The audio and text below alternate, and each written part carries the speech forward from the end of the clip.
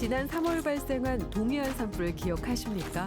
단 열흘 만에 축구장 2,800개 면적을 집어삼킨 역대 최악의 산불로 기록됐죠. 그리고 여전히 불안한 봄. 산불 위험은 곳곳에 도사리고 있습니다. 불씨 안 된다.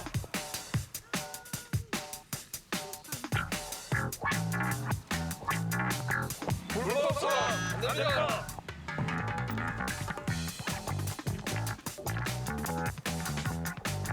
시사 안 됩니다. 산불이 발생하면 생태계 회복에는 약 100년이 걸린다는 사실. 탄소 중립 시대, 어느 때보다 소중한 산림 자원을 지키는 첫걸음은 산불 대응입니다. 1년 중 산불 발생 위험이 가장 높은 계절 봄. 산불 대응 현장을 기정사실에서 확인해 봅니다. 가장 먼저 찾은 곳은 남부 지방산림청. 신고합니다. 1일 그 뽀글이 대원은 오늘 하루 1일 대원이 되어서 산불 감시에 최선을 다하겠습니다. 신고합니다. 산불 신고 번호는 산불 신고 번호는 불은 119?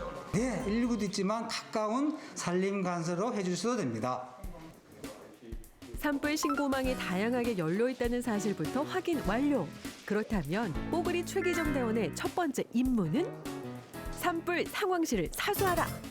와, 모니터가 상당히 많은데 만약 산불이 발생하면 어떻게 알게 되고 어떻게 대처하게 되나요? 산불 신고를 119로 해주시는데요. 119로 해주시면 우리 모니터에 119 표시가 뜹니다. 동시에 사이렌이 울려서 근무자가 신고가 들어왔다는 걸 알게 되고요.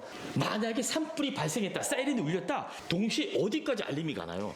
산림청 중앙산불 상황실, 그리고 산불이 발생한 시도, 시군구 상황실, 지방청 국유림 관리소에 동시에 표시가 됩니다. 이곳은 지금 산불 신고 접수됐는데 확인 좀 부탁드리겠습니다.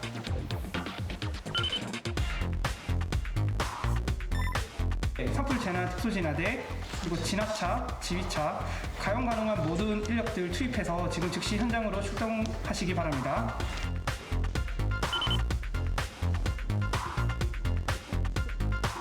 산불 진화 현장 진화 완료됐습니다. 네, 진화 완료 확인했습니다. 이 상황실의 역할, 특히 더 중요할 것 같은데요. 그만큼 더 신경 쓰고 노력하는 부분이 있다면 어떤 게 있을까요? 제일 중요한 것이 우선 국민의 생명과 재산을 지키는 겁니다. 산불 발생 위치로부터 주변에 민가가 있는지, 문화재 같은 중요한 시설이 있는지 파악을 하고요. 특히 우리 특수진화대를 신속하게 출동시켜서 초기에 산불을 끄는 것이 우선순위라고 하겠습니다. 산림 자원만 해도 약 133만 8천 헥타르로 전국에서 2위를 차지하는 경북 지역. 산림의 범위가 넓고 높은 산이 많기 때문에 산불 확산의 위험도 클 수밖에 없죠. 그러므로 산불 상황실은 24시간 열일 중. 산불 신고 접수부터 진화 인력 파견. 여기에 수시로 풍속 체크까지 빈틈없이 감시한다는 건 기정 사실. 뽀글 대원의 두 번째 임무. 이번엔 신속 대응팀에 합류하세요. 어디선가 연기만 올라와도 바로 출동입니다. 우리가 바로 산불 재난 특수진화대입니다. 산불 위험 지역 근처에서 대기하다가 가장 먼저 출동해 골든타임을 잡는 특수진화대.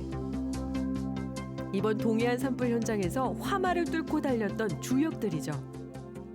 불이 난 이 산으로 이 펌프를 짊어메고 올라가나요? 네, 맞습니다. 제가 한번 짊어매도 될까요? 많이 무겁습니다. 괜찮으시겠습니까? 이게 얼마나 무거운 건지 제가 있는 사실 그대로 시청자분들에게 전달해 드리도록 하겠습니다. 기정사실만. 초보대원 최기정, 힘겹다 힘겨워. 펌프의 호스까지 무게만 60kg. 저 자신만만했는데 정말 너무 무겁습니다. 이런 장비를 짊어매고 불이 난 화마 속으로 뛰어든다는 거잖아요. 그런 현장으로 가실 때는 어떤 마음이실까 갑자기 막 생각이 듭니다. 이번 울진 산불 같은 경우에 이제 금강송 소나무 군락지처럼 문화재로 지정된 곳이 있어서 신경이 많이 쓰였거든요. 모든 제가 현장에 출동을 할 때는 국민의 재산과 생명을 보호한다는 그 일념 하나로 제가 최선을 다해 진화에 노력하고 있습니다. 진입로가 없는 길도 만들어서 가야 하는 게 특수진화대의 임무 때문에 임도를 확보하는 것도 필요합니다. 이렇게 되면 특수진화대는 산불 현장에 더 빠르게 진입할 수 있고 임도 자체가 방어선 역할을 한다는 사실.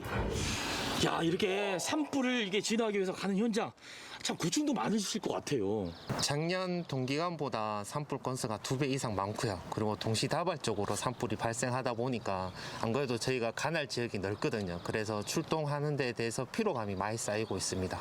이 산불 재난 특수진화대가 전국에 435명 정도 있는데 전부 다 산림청 소속 직원들이거든요. 지자체에도 이게 이제 충원이 돼가지고 확대되었으면 하는 바람이 있습니다. 산불 초기 대응의 핵심, 특수진화대 인력은 늘 부족한 현실. 충분한 인력 확보도 기대해 봅니다. 어떤 상황에서도 화막을 뚫고 가는 산불재난 특수진화대. 산림을 지키는 이들이 있기에 우리의 살림이 안전하다는 건 기정사실. 지켜야 할 곳은 넓고 대응 인력은 부족하지만 현장으로 달려갈 땐 1초의 망설임도 없다는 대원들. 이들이 있는 한 산불 진화 골든타임은 이상무. 자, 산불 진화에서 큰 역할을 하는 또 한 곳 항공관리소를 찾았습니다. 산불, 산에 불이 나면 헬리콥터가 날아가서 물을 쫙 하면 불이 그냥 슉 꺼지는 바로 그 산불 헬기 맞죠? 카모프라는 헬기로서 산림청 산불 진화의 주력을 담당하고 있는 헬기가 되겠습니다. 산불 진화의 주력을 담당하는 이 헬리콥터. 이 산불 진화 헬리콥터의 정확한 역할 어떻게 되나요? 예, 우리나라는 국토의 70% 이상이 산림으로 구성이 되어 있습니다. 산불 진화 헬기의 주 목표는 산악을 따라서 확산하는 산불의 주부를 진화하는 데 주 목적이 있겠습니다. 바람에 저항할 수 있으면서도 저공 비행이 가능한 대형 헬기가 산불 진화에 적합하다는 사실. 50시간 비행 후엔 반드시 며칠의 점검을 거쳐서 출동할 때 안전을 확보하고 있다고요. 불을 끄려면 물이 있어야 되잖아요. 당연하죠. 헬리콥터 이렇게 큰데 그 물탱크가 어디 있는 거예요? 어디 붙어 있어요? 물탱크는 헬기 하단부부터 중단부까지 내부에 장착이 되어 있습니다. 기정 씨, 혹시 물이 얼마나 담기는 줄 알고 계십니까? 헬기가 크니까 물이 한 500m? 3,000리터가 적재가 됩니다. 현재 산림항공본부가 보유한 헬기는 총 47대. 그중 초대형 헬기는 약 8,000리터의 물을 담을 수 있다는 사실. 어마어마하죠? 야, 이렇게 산불 진화 헬리콥터 조종석에 앉아 있으니까요. 어떤 불이라도 다 끌 수 있을 것 같은 자신감도 생깁니다. 운행할 때 좀 어려운 상황들 그런 게 어떤 게 있을까요? 철탑, 그다음에 고압선, 통신탑 등이 비행 안전 제어 요소가 되겠고 강풍 또한 헬기 운항의 안전 제어 요소가 되겠습니다. 야간 진화 또한 쉽지 않겠죠. 이를 보완하기 위해 최근엔 드론을 이용해 감시와 정찰을 할 수 있도록 항공 대응 시스템을 강화했답니다. 나비처럼 날아서 불길을 제압한다. 안동 산림항공 관리소가 있는 한 헬기 진화도 끄떡없다는 건 기정사실. 그렇다면 여기서 잠깐 산불 예방법도 알려드릴게요. 산불 통계에 의하면 대부분의 산불은 사람의 부주의로 발생한다는 점, 입산 통제 지역을 준수해 주세요. 농산촌에선 논밭두렁 태움이나 각종 농산 폐기물 소각 금지. 그럼 불났을 때는 어떻게? 작은 산불은 외투로 두드리거나 덮어서 진화합니다. 만약 진화가 어려워 대피해야 할 때는 산불 진행 경로 반대 방향으로 신속히 벗어나야 합니다. 대피할 시간적 여유가 없을 때는 낙엽이 적은 곳을 골라 땅을 긁어낸 후 불길이 지나갈 때까지 엎드려 있는 게 좋습니다. 산림실화죄 3년 이하의 징역, 입산 통제구역 무단 입산 20만 원 이하 과태료 부과. 잘 들으셨죠? 또한 이제는 신고도 스마트 시대. 자주 산행을 하는 분들이라면 스마트 산림제 앱을 설치해 편리하고 신속하게 신고할 수 있다는 사실도 기억해 두자고요.